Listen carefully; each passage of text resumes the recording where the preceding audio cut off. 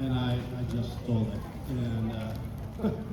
and decided to fundraise money for the box shop. And so basically, I fundraised $80,000 through a bunch of individual donors who donated the money, and we paid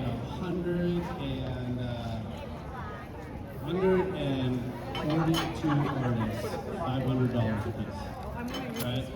To pay 162 murals here at the box shop. And it was just an amazing experience, you know, during COVID, people artists come in, and then I collaborated with every single one of them.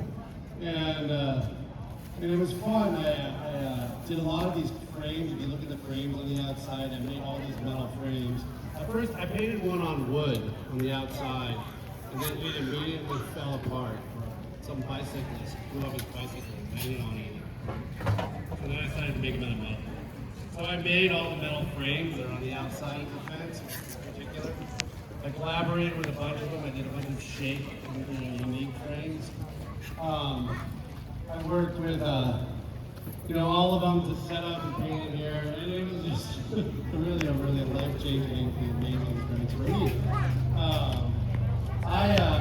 I put up the first 4 pieces of art on the fence. There's 4 parts, and that say you, me, us, and them. And that was kind of that anchor for this community.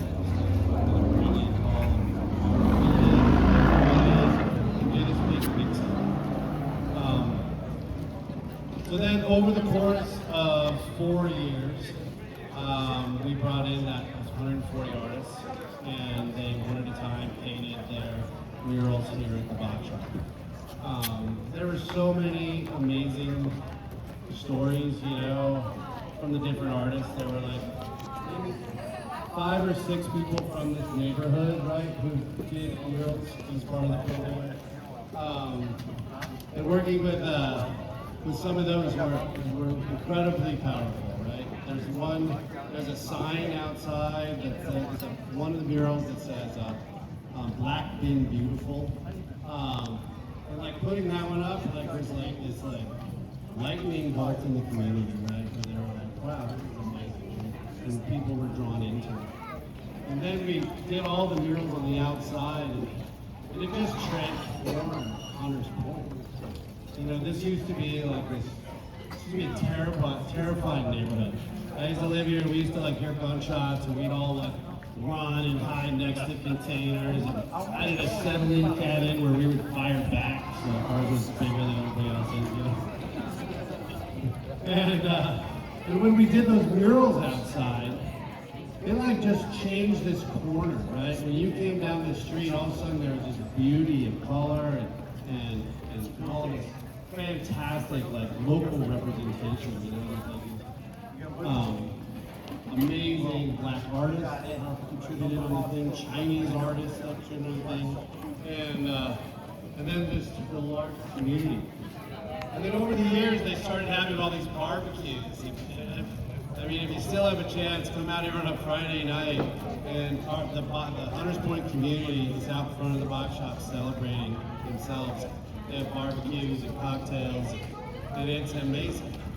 And it's one of the saddest parts, and one of the reasons I did the mural project, because I wanted everyone to cry when I left.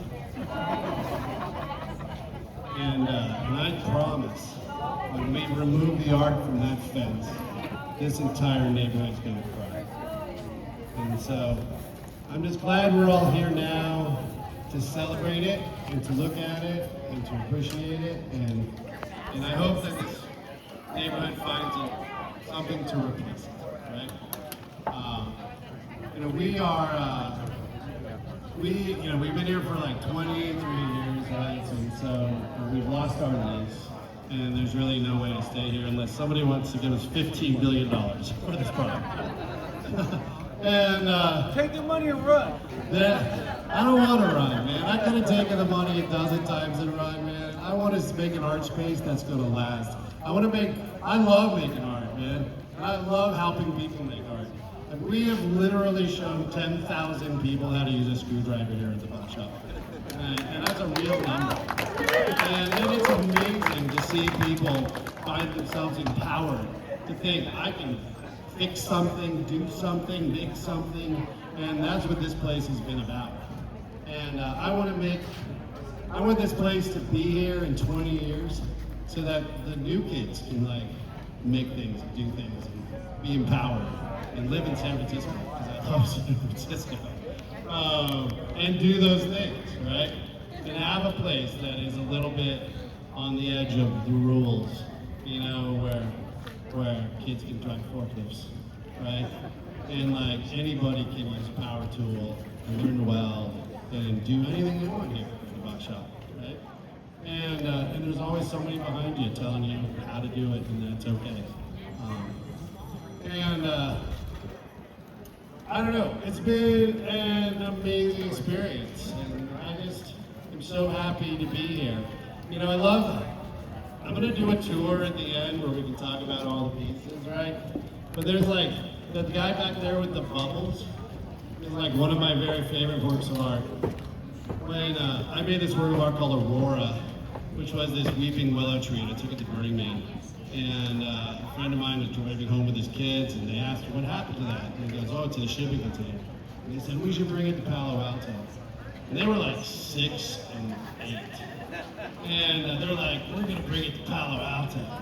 And then those kids went to the art commission every week for like 6 months. And they said they were gonna do it. And Palo Alto said, fine, we're gonna do it. You have to raise the money, you gotta do it yourself, but you can just do it. And we did it. And now she's going to art school in New York. And she came back and painted that mural, right? And, you know, also the one right next to it, you know, Ison, I've known him since he was a little kid. He's like there working at the box shop now and doing things. And it's been amazing to watch these people grow up, you know, and do things here at the box shop. I'm not really sure where I'm going with this, but I just want to talk about the Girl Project a bit. And it was amazing. And I had so much fun. And then my ridiculous idea here at the end is all these boxes are really old, right? And when we move to our new space, we're going to buy new shipping containers. So my goal is that I'm going to cut all the art off of all these boxes. And I'm going to put them in a 45-foot high cube. And then I'm going to ship them to Berlin. And we'll do a San Francisco Street Art Festival in Berlin. And people are always like, do you really mean that? And I always tell people, dude, I mean everything I say. And if I want to do it, then it happens, right? And so I want to thank you again for being here. And thank all the artists for making art. And I don't know, I think we're going to have a few other people speak. You know, one of the other things we're going to do is we're going to make a book about the mural project. I have a little copy of it that people can look at when we do the mural tour. It's also at the front. Oh, and I also have a poster that we're selling. It's a 4-color silk screen on 100-pound paper. It's over there at that table. It's for the Mural Arts Festival. It's signed 1 of 100 by one of the artists that produced some art here, Ruben Rude.